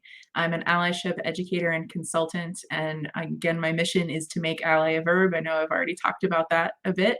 But I want to, again, I mentioned very early on that my goal with ally as verb is to particularly focus at the intersections of marginalized identities. So my question, for those of us who share those marginalized identities. So not only am I a queer woman, I am neurodivergent, I'm disabled, and I'm fat. So I have all of these intersecting marginalized identities at the same time that I have overlapping privileged identities. So recognizing that we all have some sort of privilege and we all have some sort of marginalization. So my question is, can you share how being at the intersection of marginalized identities impacts your experience as a queer person? I think we're going to start off with Christina. Yeah, I have cerebral palsy. It is a muscle disorder that I was born with because of a premature birth. And I identify as a queer woman. And a lot of the times, if I want to go to a pride event or a queer space with my friends or my partners, I have to check to make sure the space or festival is wheelchair accessible, because I am a wheelchair user as well. Thanks, Christina. Yeah. Does anyone else want to share? I can definitely add to that. Addie, if you would like to go. Okay. So, yeah, as a Black lesbian woman growing up in an underprivileged community, I had these experiences. Once I learned of the term intersectionality, first coined by Kimberly Crenshaw, I was just like blown away, right? Because I had all these parallel experiences that to me just seemed like I couldn't really express what was happening or why I felt wronged until I found this term. And it made sense for me that, like, okay, this person, may be feeling this type of way because of the different identities that I have, which led to me being gaslit a lot of times, right? I would say, this is my corporate experience or this is what's happening, in my life. And people will be like, oh, no. Well, when you realize that bit of oppression or that mistreatment was caused by how someone viewed me based on the different crossroads of my identity, really helped me to be able to advocate for myself better, and thus push me into becoming an advocate for others, because I had always seen those things happening, but I didn't know how to express it. So intersectionality, or paying attention to advocacy in an intersectional approach is super important. Laura, I definitely agree with you on that. And I know because I've lived it, just as you all are saying, and you have too. So that's enlightening. Thanks, Mo. Anyone else want to share? Yeah. I too have different intersectionality issues going on. Not only am I a trans feminine non-binary lesbian, I am also neurodivergent, ADHD with a lot of autistic tendencies. I'm not on the spectrum, but ADHD and autism overlap way more than people realize. So I do have some socializing issues. But on top of that, I also have hypermobile Ehlers-Danlos syndrome, which is a connective tissue disorder that essentially weakens collagen in your body. So my skin stretches further than most people's. So do my tendons and ligaments, and it's because I don't communicate and honestly don't really understand neurotypical people sometimes. And because you people are weird, just saying. And it's, and then I also have like, I have a tendency to throw my sacroiliac joints out of place, which is, it's where your sacrum, the bottom of your spine attaches to your hip bones. The bottom of my spine goes out of place occasionally. And so I can't walk when that happens, at least not very well. But then people have these trans stereotypes that I'm going to be, sensitive and hyperreactive to everything. I'll just, I'm just exaggerating everything for attention. And people have said this to me, it's like, well, trans people have a tendency. No, we don't. Individuals might have a tendency to do that, but a trans person does not necessarily are out there seeking attention. So I have to navigate my ADHD, which results in it, RSD, which results in, I have to do all, trying to understand how people are going to view me in order to get things done at work or in public, and so it gets to be really frustrating. But I think just taking your time, explaining to people what's going on with you, and this is the reason why I'm thinking like this. This is the reason I can't, I can't move my shoulders properly today, so on and so forth. It has helped me navigate those things at my day job. And so I just wanted to throw that out there. Thanks, y'all. I really appreciate you sharing from your own experiences. I think it's so important to remember that no one is either LGBTQ+ or another marginalized identity. Those of us who inhabit that space at the intersection, we're all of those all of the time. And so something that happens a lot in LGBTQ+ spaces, as well as other spaces designed for other marginalized identities, is that we're kind of put into this either or box where we're asked to leave every other part of us at the door. And so just as you are cultivating these spaces of inclusion, I think it's really important to remember that you're not just welcoming in LGBTQ+ people. If your intent is to do that, you're also welcoming in people of color, disabled people, neurodivergent people, people who maybe not have the same privileges around citizenship, or all of these other ways in which identity interacts with systems of oppression. And so being mindful of welcoming the whole person and not just part of the person. So thank you all very much. Pass it back to Sabrina. You're muted. Thank you, Laura. Sorry. Thank you so much, Laura. I appreciate you. For those of you watching live, we have 55 people hanging out with us for 2 hours now. We so appreciate you being here, listening in. We appreciate your questions and your participation here. I would love to hand the mic over to Christina, if you could introduce yourself again and ask your question.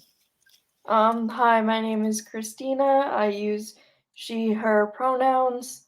I have a degree in digital media and broadcasting from Marywood University, and I also have cerebral palsy, and I'm a wheelchair user. And my question is, what can we do to make Pride festivals and queer spaces more accessible for people with disabilities?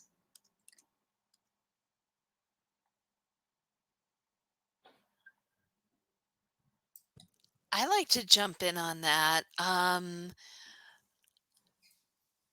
would just say the first thought that pops into my head, it's very simplistic, but the first thought that pops into my head is, for those of us who are not yet living with a disability, listen to people who are living with disabilities, listen to what they are telling us they need to more safely and more readily access pride spaces and festival spaces. And then after listening, go ahead and act on it, most importantly. Yes. Can I add to that? I once hurt my knee and I was in crutches for a while. It took a long time to heal. And that was when I realized how difficult it was, to just do the basic things. I had stairs in my house and going up and down and going shopping, grocery shopping and things like that was so difficult. And I think it's to not only listen, but, put yourself in their place of someone who is a wheelchair user or, just getting around day-to-day doing things is like a lot more difficult. So if we don't have empathy with the other, we're not going to be able to live their experience and be able to, advocate for it. I know that, cities and municipalities have a lot. I'm a civil engineer, so coming from Australia, I know there's a lot more laws and regulations in terms of providing access for disability people. And when I came here, I was just, and I lived in LA, it was just like, oh my gosh, how do you how do you live here if you're disabled? It's really tough. So I think they have a lot to do in terms of providing funding as well as legislation to actually have changes happen in the infrastructure level. So I wanted to chime in really quick. I came across an organization called the Gender Justice League based in Seattle. And I was looking up information on their trans pride, and they had a really, really comprehensive list of the different types of ways that the event can be made more accessible. And what I loved about it is that it extended past what we even think of when we hear accessibility. So, for example, having spaces that are quiet spaces for those where maybe the loud music can be overstimulating, and so there's a space where you can go to kind of just be calm and have just low oh gosh, I can't think of the word right now, but I'm sure you all hear it in your heads.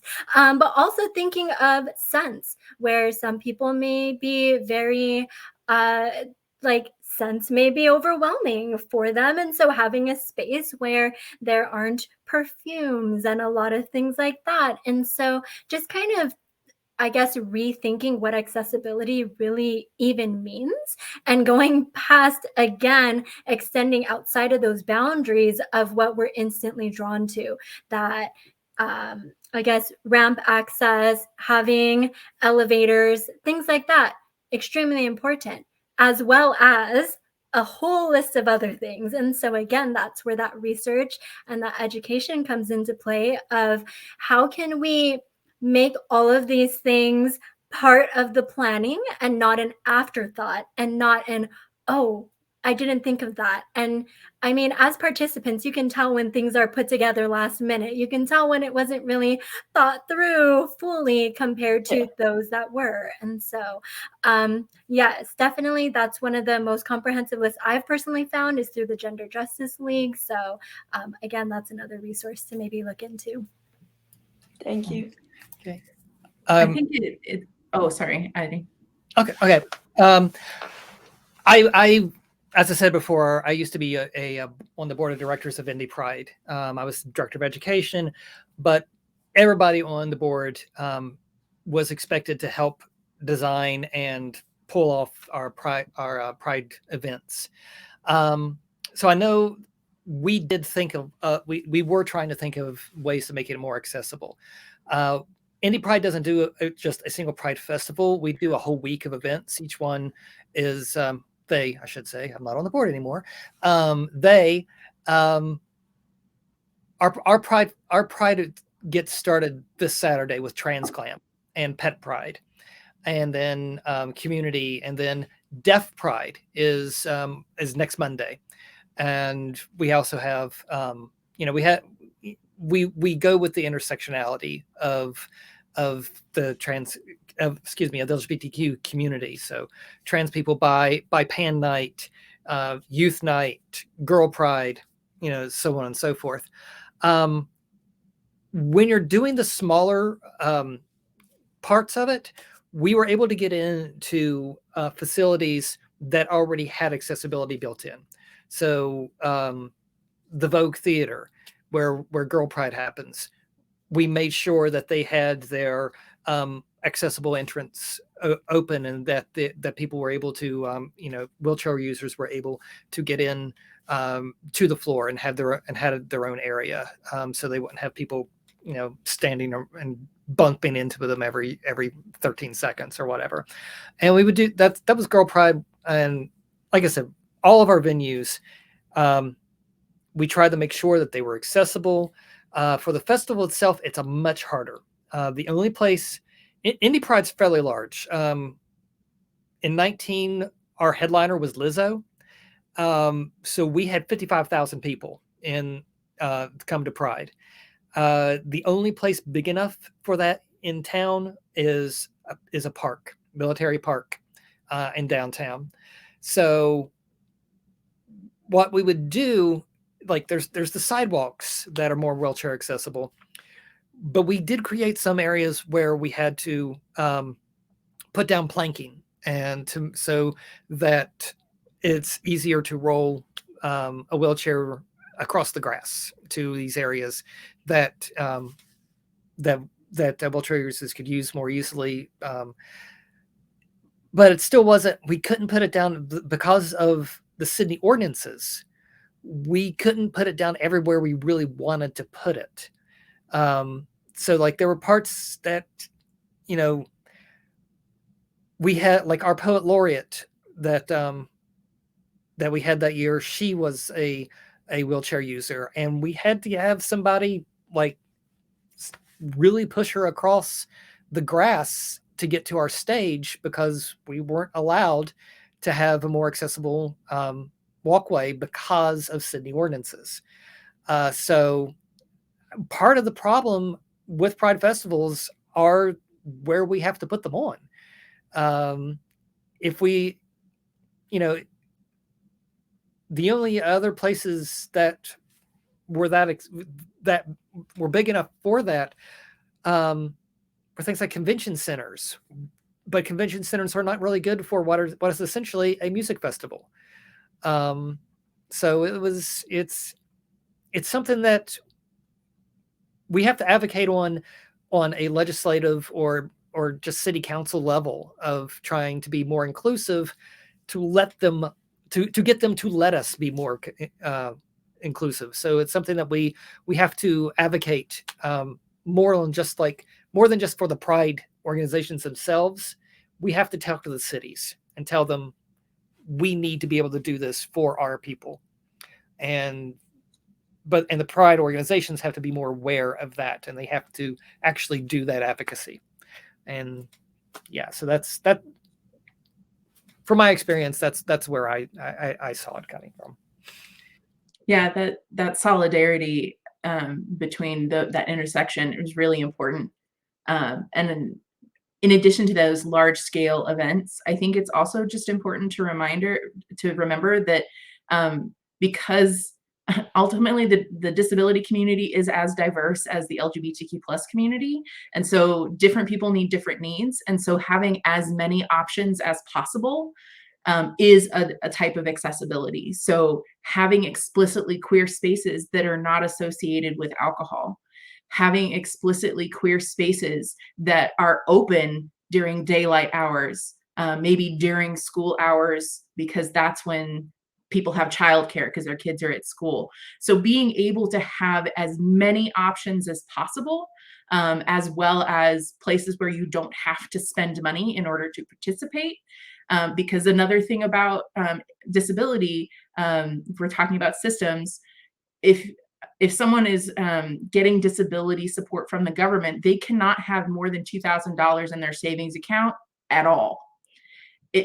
Regardless, so they're not allowed to make money in order to get benefits from the government that ultimately means healthcare access as well as living expenses.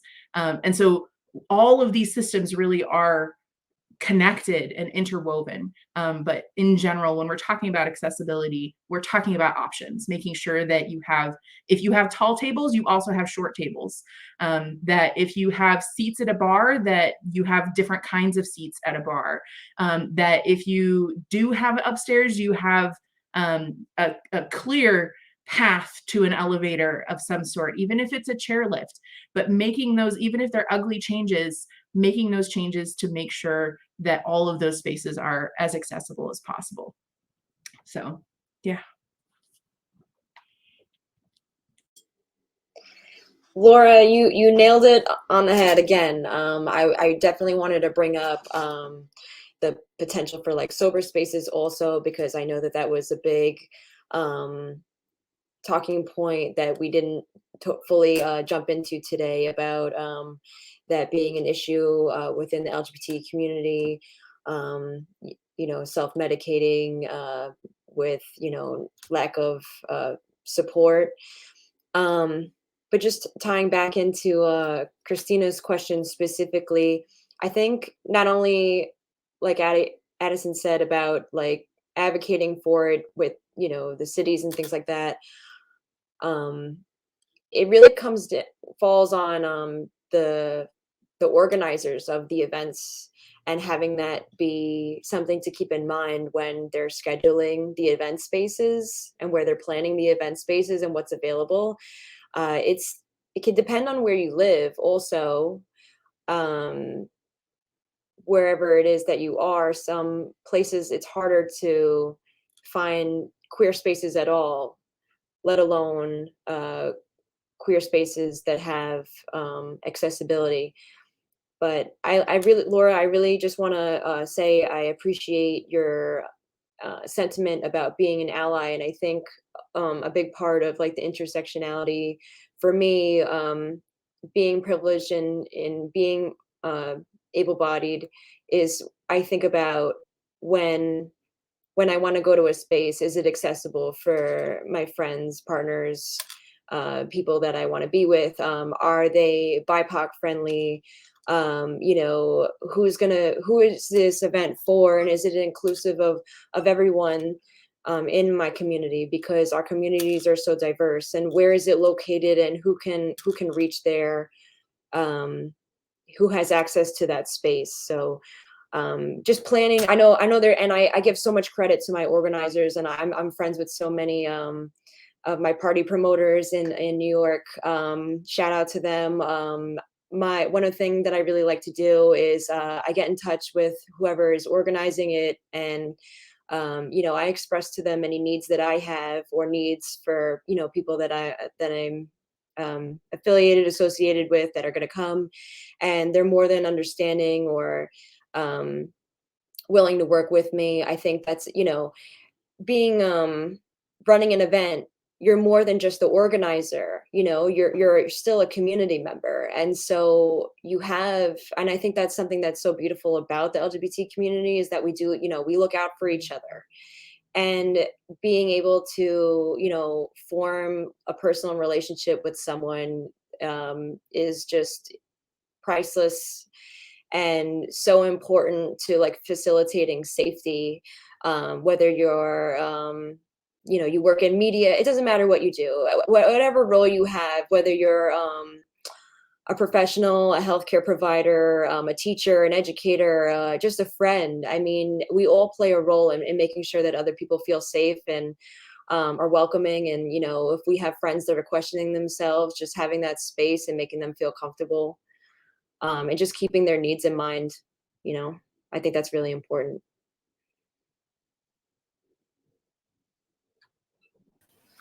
Thank you so much. Laura, any closing thoughts? We're wrapping up. If you just just thinking about what are you not already thinking of? That is really what allyship is about, is checking in with what am I not already thinking about? What don't I know? Which is the hardest thing to do. And so allying is not easy in any way, really. But it is possible, and we can make mistakes and move forward. And just recognizing that each person that you want to ally with has a unique experience. And so trying to get to know them as a person and adjust your allyship to the person in front of you to the best that you can.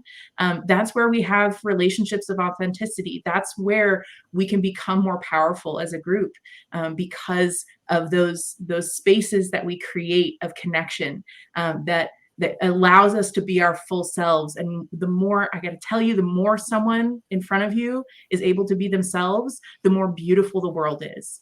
And so being able to create spaces where someone can be authentically themselves with you is one of the most beautiful things that you can put out into the world.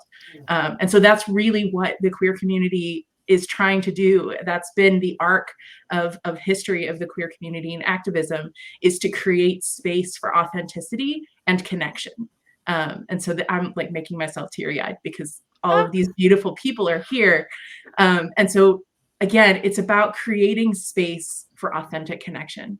And so through that, we get to see all of the beauty of every individual human being just being so, I'm just repeating words now because beautiful. I love it. I love it. Thank you so much, Laura. Christina, thank you for that last question, rounding up our awesome impact panel today. I want to thank everyone here who hung out with us. We had a high of 98 people watching, and right now we still have 36 people hanging out with us all the way through the 2 hours. So thank you for watching live. For those of you that are watching on the replay and made it this far, thank you so much. And make sure you put a comment somewhere, hashtag replay, so that we know where you were watching us and we can send you some love.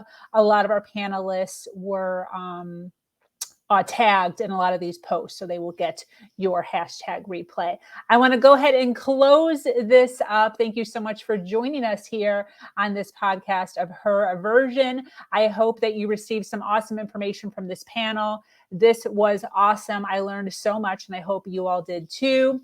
All these individuals, they had their ticker bar running across the screen during the entire podcast today. So if you did resonate with anyone here, make sure you get their Instagram, Facebook, LinkedIn handle so that you can contact them. I do know that every single one of them are definitely open to communicating with anybody who has questions about this community or just wants to add more networking to their already awesome community. So thank you so much for joining us here at HerVersion podcast. If you have a story, struggle, challenge that you would like highlighted on this podcast, make sure you reach out to me here or at HerVersion.life. I am your host again, Sabrina Victoria, and I'm so grateful to be here sharing a platform that allows people to share their truth and inspire others. As always,